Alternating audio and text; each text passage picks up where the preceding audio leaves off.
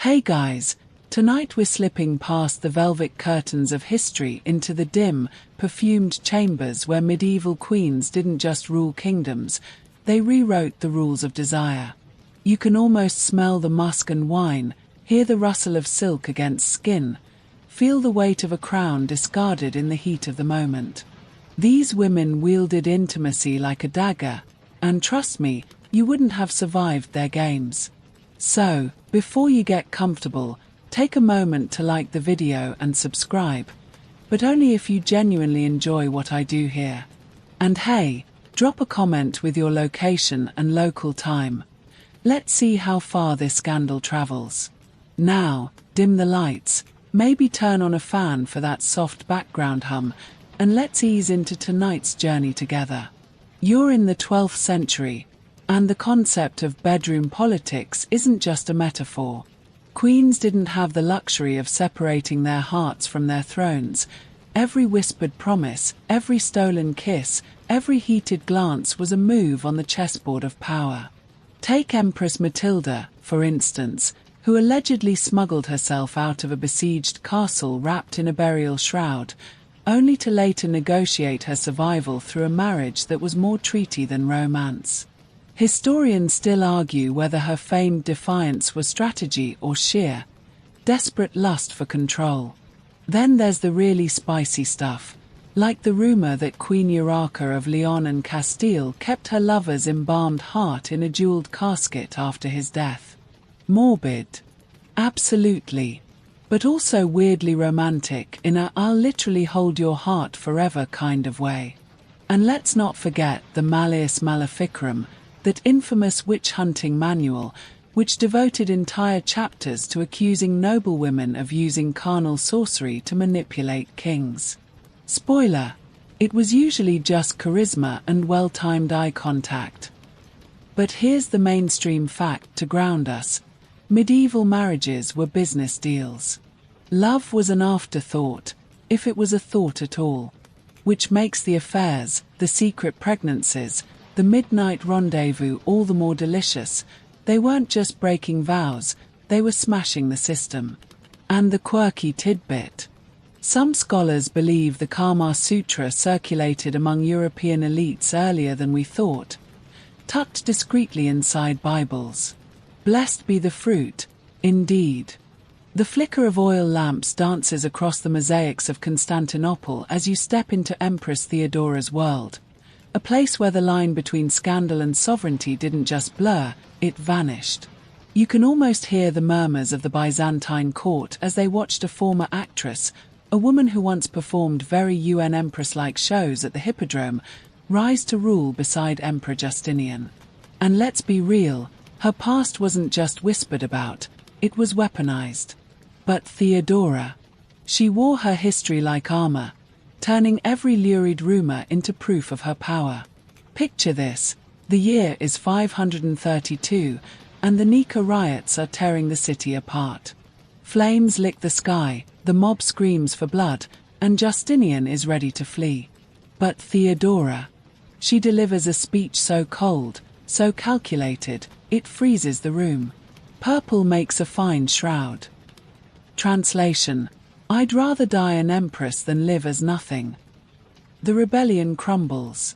Historians still argue whether it was courage, ego, or sheer theatrical brilliance. After all, this was a woman who knew how to command a crowd long before she took the throne. Now, about those shows. Theodora's early career involved a very creative interpretation of performance art. Procopius, her biggest and saltiest chronicler, claims she danced with geese. Yes, geese. Let your imagination marinate on that. Was it propaganda? Probably. But here's the mainstream fact. Theodora pushed laws to protect actresses from exploitation, banned forced prostitution, and even expanded divorce rights for women. Turns out, knowing the underbelly of society makes you a hell of a reformer. And the quirky tidbit. Some accounts suggest she and Justinian had a shared throne with a strategically placed curtain, so she could whisper advice or, let's be real, commands, mid-audience. Power couple goals. More like power couple deals. Because while Justinian was busy codifying Roman law, Theodora was rewriting the rules of what a woman could be. The air is thick with the scent of roses and rebellion as you enter the sun-drenched courts of Aquitaine, where Eleanor, that Eleanor, holds sway.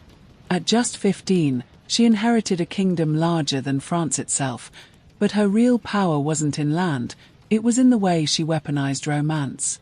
Picture this: troubadours strumming lutes, singing ballads so scandalous they'd make a monk blush, all under the patronage of a queen who turned her court into Europe's most exclusive love cult. You've heard of knights jousting for honor. Here, they duelled with poetry, competing to seduce Eleanor's favor, and, if rumors are true, her bed. Her court of love wasn't just a medieval version of The Bachelor, it was a political experiment. She and her daughter Marie literally presided over love disputes, issuing verdicts like "no one can love two people at once," hypocrisy level. Glaring, given Eleanor's own marital track record. Historians still argue whether this was feminist subversion or just aristocratic trolling.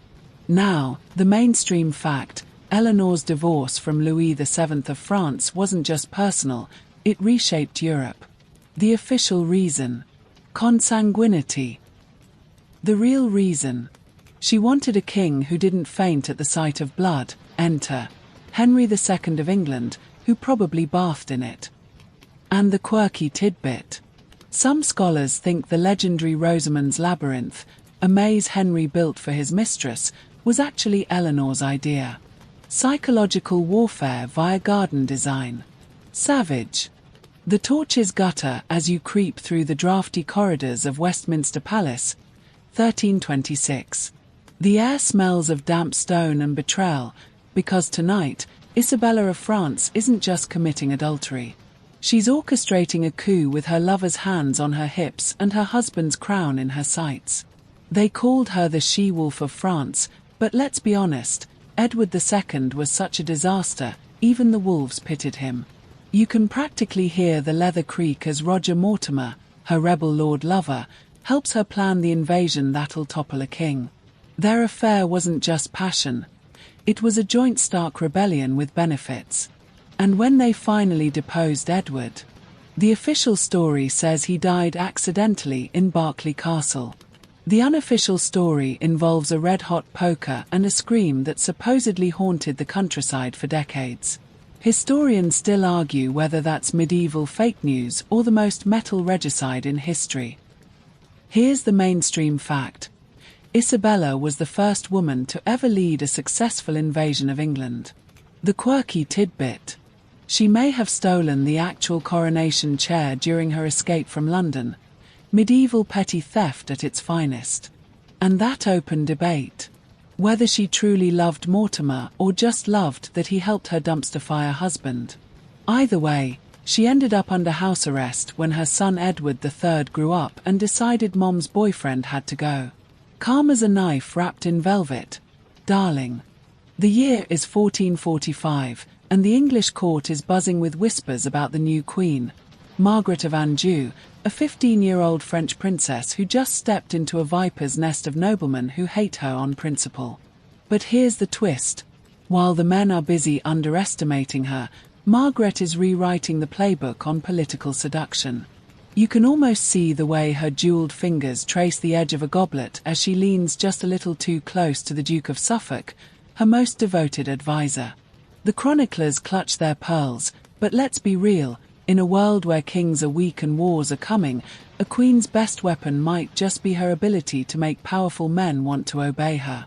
The mainstream fact: Margaret essentially ran England while her husband, Henry VI, alternated between catatonic depression and alarming bouts of naivety. At one point, he gifted away Maine to the French because, and I quote, "it seemed nice." But the quirky tidbit: she allegedly wore armor during the Battle of Tewkesbury, not to fight, but to psychologically terrorize the Yorkists. Imagine seeing your enemy's queen glaring at you from horseback, steel glinting under her surcoat, and realizing, oh, she's not here to negotiate. Historians still argue whether her relationship with Suffolk was romantic, strategic, or just medieval PR smears. But here's the kicker. When Suffolk was murdered, head found on a Dover beach, very Shakespearean, Margaret reportedly kept his bloodstained shirt as a relic. Morbid. Sure. But also the kind of loyalty that makes you wonder what exactly he did to earn it. The year is 1399, and the English court is whispering about two things: the suspicious death of a king, and the even more suspicious French widow who might be a witch. Joan of Navarre, Henry IV's new queen, sweeps through the halls in her Burgundian silks, leaving a trail of perfume and paranoia in her wake. The rumors start small. She allegedly knows herb law a little too well. Then they grow fangs. They say she bathes in virgin's blood to stay young, never mind that she's in her 30s. But the real scandal. She's too close to her stepson, the future Henry V. Is she mentoring him, or enchanting him? Here's the mainstream fact. Joan was eventually arrested for witchcraft in 1419, though the charges were almost certainly political. Her real crime? Being French during the 100 Years' War. But the quirky tidbit. Her trial records mention a demon familiar in the shape of a, wait for it, lapdog. Because nothing says dark sorcery like a yapping Pomeranian.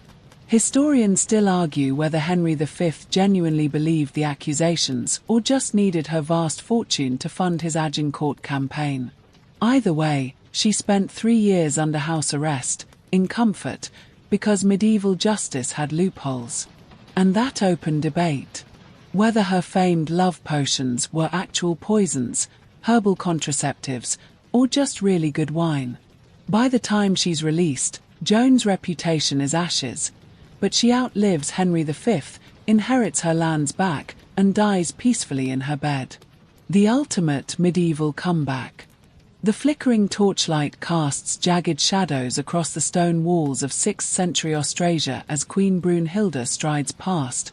Her jeweled dagger always within reach, her enemies always within striking distance. You can practically taste the tension in the air. Part Frankish court intrigue, part blood-soaked soap opera. This isn't just a queen. This is a woman who outlived 3 kings, 2 husbands, 1 son, personally led armies, and allegedly had her sister-in-law's eyes gouged out in a feud that would make the Lannisters blush. Let's set the scene. Brunhilde starts as a Visigothic princess married off to King Sigebert I to secure an alliance. Fast forward a few years, and she's orchestrating the assassination of her sister's husband, who, to be fair, did murder Brunhilde's own husband first. The mainstream fact. She ruled as regent for her grandson with an iron fist, issuing laws, founding monasteries, and basically inventing medieval urban planning. The quirky tidbit. She supposedly rode into battle wearing her dead husband's armor, which is either deeply romantic or deeply unhinged. Historians still argue whether she was a proto-feminist icon or just really good at holding grudges. And here's the kicker. After 40 years of power, her enemies finally catch her. An 80-year-old Brunhilde is dragged behind a wild horse until her body shatters. The chroniclers call it divine justice. We call it proof that medieval men really feared a competent woman. The year is 1526, and the English court holds its breath as Anne Boleyn, that Boleyn girl, returns from France with a French hood tilted just so, a wit sharper than any courtier's dagger, and a refusal to play by the rules. You can practically hear the collective gasp when she turns to King Henry VIII and says, "No, you may not have me, not yet, not like this." In a world where royal mistresses are disposable, Anne's audacity is either suicidal or brilliant. Spoiler, it's both. Let's talk about the game, because Anne didn't just flirt, she engineered a 7-year psychological siege on Henry's libido and ego. No sex until marriage. For a king used to taking what he wanted. Unthinkable. And yet, here we are. The mainstream fact, Anne's refusal to be a mistress directly triggered the English Reformation. The quirky tidbit. She may have sent Henry VIII love letters in code using jousting scorecards. Yes, really. Historians still argue whether her famous sixth finger was real or just Catholic propaganda to paint her as a witch. But here's the twist: Anne's downfall wasn't her ambition, it was believing the rules had actually changed. When she failed to birth a son, Henry recycled his own playbook. Adultery charges, irony, thy name is Tudor, a show trial, and a swordsman imported from France because even her execution had to be stylish. The ultimate tragedy. She probably was guilty, just not of what they accused her. The year is 1782, and the Russian court is abuzz with scandal, not over war or politics, but because Catherine the Great's latest favourite has just been dismissed, and the gossip-mongers are working overtime. You can practically hear the quills scratching as ambassadors write home about her unnatural appetites, while Catherine herself shrugs and drafts another Enlightenment-era reform. Let's be clear, history remembers her as the woman who supposedly died trying to copulate with a horse, but the truth? She was too busy outmaneuvering every man in Europe to care about their locker room myths. Here's the mainstream fact. Catherine expanded Russia's borders further than any ruler since Peter the Great, all while corresponding with Voltaire and drafting constitutions in her spare time. The quirky tidbit. She installed a mechanical elevator in her palace so her lovers could be discreetly hoisted into her bedroom, because nothing says imperial efficiency like automated booty calls. Historians still argue whether her famed instructions, a progressive legal document, were sincere or just PR to impress French philosophers. And that opened debate. Whether her 22-year-old lover Potemkin actually married her in secret. The evidence. He called her little wife in letters, and she gifted him a palace with a bedroom ceiling painted like the night sky. Coincidence? Unlikely. But when Potemkin died, Catherine locked herself in her chambers for weeks. For a woman who treated romance like a revolving door, that's the closest thing to a love confession we'll get. The candles in the Vatican gutter as you slip into the Palazzo Borgia, 1492, where the air is thick with the scent of poisoned wine and something far more intoxicating, family drama. Lucrezia Borgia, the Pope's daughter, glides through the halls in a gown worth a duchy, her golden hair coiled like a gilded noose. They'll call her a femme fatale, a poisoner, her own brother's lover. But tonight, you're behind the scenes, watching history's most infamous princess work. Let's debunk the big one first. Lucrezia probably didn't have that legendary hollow ring for dispensing arsenic. The Borgias preferred cantarella, a mystery powder that conveniently left corpses looking natural. Mainstream fact. She was pawn, player, and eventually power, married off 3 times for alliance, then ruling Ferrara like a boss.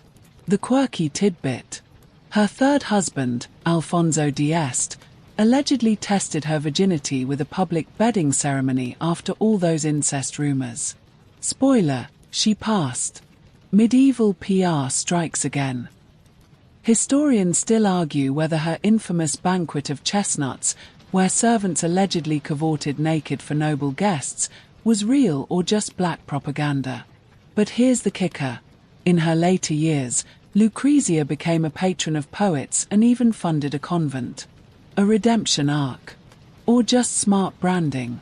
Either way, her final letters reveal a woman who signed herself La Infelicissima, the unhappiest.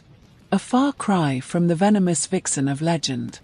The snow falls silently over Stockholm in 1654 as Queen Christina of Sweden, yes, the one who abdicated, strides through the palace in men's boots, a leather doublet, and an attitude that makes her counselors sweat.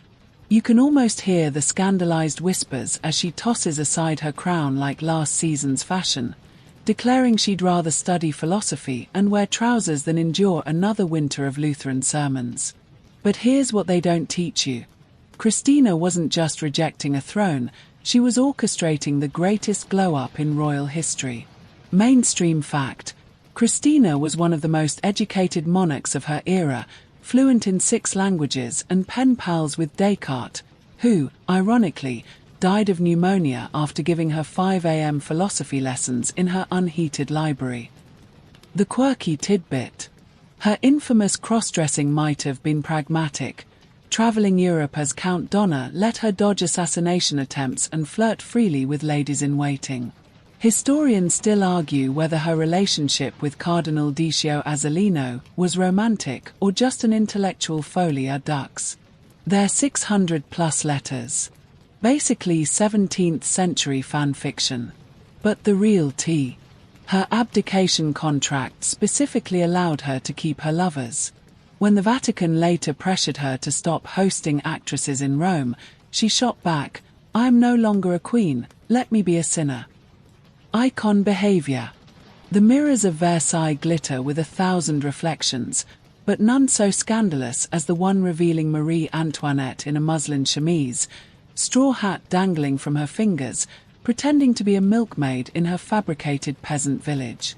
You can practically hear the silk-clad courtiers choking on their snuff as the Queen of France kneels in the dirt, milking perfumed cows while her actual subjects starve. History will call it tone-deaf. Psychology. A woman cracking under the weight of a gilded cage. Mainstream fact. The infamous "let the meat cake" line was propaganda. Marie actually donated to charities, when not bankrupting the treasury with diamond hair ornaments. The quirky tidbit. Her Hameau de la Reina wasn't just a rich girl's playground. It had functioning farms staffed by real peasants paid to pretend to ignore her. Surreal? Absolutely. But historians still argue whether it was escapism or early influencer marketing. And that open debate. Whether her rumored affair with Swedish diplomat Count Fersen was real. The evidence. Burned love letters, a bedroom with a secret back staircase, and Fersen's diary entry on the day the monarchy fell, "I would die for her." He later was torn apart by a mob. Coincidence? Versailles never tells. The firelight flickers against the oak-panelled walls of St. James's Palace as Queen Anne's closest confidant, Sarah Churchill, storms out in a whirl of silk and fury, leaving behind the scent of rosewater and betrayal. You can almost hear the hushed gasps of the courtiers as Abigail Marsham, the new favourite, glides in to take her place. But this isn't just a changing of the guard. It's the climax of a decades-long sapphic love triangle disguised as political drama. Grab your fanfiction notebooks, folks. Mainstream fact, and 17 pregnancies ended in tragedy. Only one son survived past infancy, and he died at 11. The quirky tidbit. Her romantic friendships were so intense, she and Sarah Churchill exchanged over 2,000 letters, some addressed to Mrs. Freeman, Sarah, and Mrs. Morley, and, because nothing says platonic like secret pet names. Historians still argue whether their bond was emotional or physical, but when Sarah later published Anne's angriest letters, that's sex behavior. And the kicker. Anne's reign saw the creation of Great Britain itself, the 1707 Union of England and Scotland. Some scholars think she pushed it through to distract from other rumours. A kingdom forged as a smokescreen. Now that's power. The gas lamps of Windsor Castle flicker as Queen Victoria, yes, the mourning-clad, "We are not amused Victoria," scribbles furious notes in her diary about John Brown, the Scottish servant who calls her woman and gets away with it. You can practically hear the crusty old ministers clutching their pearls as the widowed queen rides out alone with him, lets him carry her when she's ill, and builds statues in his honour after he dies. The Victorian era's most buttoned-up monarch had a very unbuttoned private life, if you know where to look. Mainstream fact. Victoria's 9 children and 42 grandchildren earned her the nickname Grandmother of Europe, but the quirky tidbit. She hated pregnancy, calling it the shadow side of marriage, relatable, and reportedly found childbirth so traumatic she used chloroform, despite clergy calling it against God's will. Jokes on them. She popularized pain relief for women. Historians still argue whether her relationship with Brown was romantic, but the evidence. She had photos taken of herself with him, commissioned a book of his letters, and was buried with his mother's ring and his lock of hair. Suspiciously devoted for an employee. And here's the kicker. When her son Edward VII tried to destroy Browne's mementos after her death, her private journals were heavily edited. What was she hiding? The world may never know, but the queen who ruled an empire definitely ruled her own heart. The candles burn low as we reach the end of our journey through the bedchambers and battlefields of history's most infamous queens. You've seen crowns tossed aside like costume jewelry, kingdoms reshaped by whispered pillow talk, and legacies built on equal parts silk and steel. But strip away the scandal sheets and what's left? Just women, flawed, fierce, and human, navigating a world that gave them power only to punish them for wielding it. Mainstream fact, the concept of the Virgin Queen, looking at you, Elizabeth I, was often political theatre, a way to neutralize the threat of female sexuality. The quirky tidbit. Medieval scribes literally doodled genitals in the margins of manuscripts about chaste queens. Even then, people knew hypocrisy when they saw it. Historians still argue whether these women were libertines or legends, but perhaps the truth is simpler, they were both. Now, as the firelight fades, let's leave them where they belong, not as cautionary tales, but as pioneers who dared to want more. Close your eyes. Breathe in the scent of old parchment and crushed roses. And remember, history's most thrilling stories weren't written in ink, but in the spaces between the lines. The echoes of their laughter, their schemes, their heartbreaks linger in the air like perfume long after the bottle is empty. You've walked with empresses who danced with geese, stood beside queens who wielded lust like a lance, and glimpsed the private selves behind the public masks. Tonight, the past wasn't just pages, it was alive, pulsing with the same messy, glorious humanity we recognize in ourselves. So let the weight of history settle gently around you now, not as a burden, but as a reminder. Even the grandest castles had cracks where light got in. Where life got in. The whispers fade, the candles gutter, and somewhere beyond these stories, the stars turn, unchanged by the dramas of kings and queens, but no less bright for it. Take one last deep breath. Let go. And as you drift into sleep, know this, the past is never really past. It's just waiting for the next curious soul to listen closely enough to hear its secrets. Good night, dear traveler. Sweet dreams. The embers of 1,000 royal scandals glow softly in history's hearth as we arrive at our final stop, the ultimate truth about these so-called perverted queens. You've walked the shadowed corridors of their palaces, felt the weight of their jeweled collars, and now, in the quiet aftermath, a realization dawns. Their greatest sin wasn't lust, but daring to be fully human in a world that demanded they be saints or statues. Consider this mainstream fact. Of the 168 monarchs who ruled European kingdoms between 1200 to 1800, only 18 were women, and every one faced accusations of sexual misconduct simply for existing with authority. The quirky tidbit. The Latin word regina, queen, shares its root with rex, king, but medieval scribes often added a diminutive suffix when referring to female rulers, literally making them little kings. Historians still argue whether this linguistic quirk reveals unconscious bias or deliberate belittlement. As the firelight fades, remember Isabella of France's strategic affairs, Christina of Sweden's gender-bending escape, Catherine the Great's Enlightenment salons. These weren't just personal choices, but political revolutions wrapped in silk. Their legacies whisper through time. Power isn't given, it's taken, sometimes between the sheets, always between the lines. The tapestry of their lives grows softer now, the vivid threads of passion and power blending into a gentler pattern. Outside your window, the modern world hums, a world these queens might scarcely recognize, yet helped shape with every law passed, every boundary crossed, every taboo shattered. Let your breathing slow as the stories settle into memory. The weight of crowns, the heat of desire, the sting of betrayal, all dissolving into the quiet understanding that history's most fascinating figures were never perfect, only profoundly, gloriously real. The last candle flickers. The velvet darkness wraps around you like a royal cloak. And as sleep pulls you under, perhaps you'll dream of palace intrigues, or perhaps you'll simply smile, knowing the most rebellious act of all was being true to oneself. The ink has dried on their stories, but the quills of history are never truly still. As dawn breaks over the archives, you see the real scandal, how each generation rewrote these women to fit their own fears and fantasies. The parchment crackles as you trace the evolution from flesh and blood rulers to cautionary tales, their complexities sanded down into simplistic tropes of nymphomaniacs, witches, or unnatural viragos. Take the mainstream fact.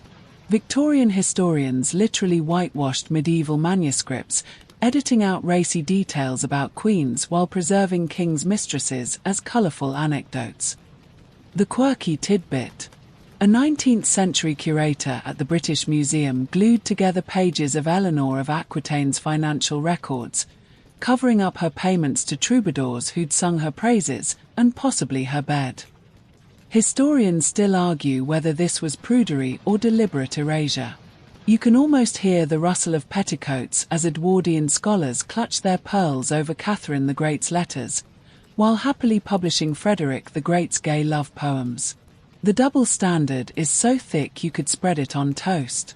Yet fragments survive, a doodle in a monk's margin showing Brunhilde riding backwards on a stallion, symbolic or saucy, and Boleyn's initials still carved into a tower cell by some sympathetic guard. As the light shifts, you realize these women won after all.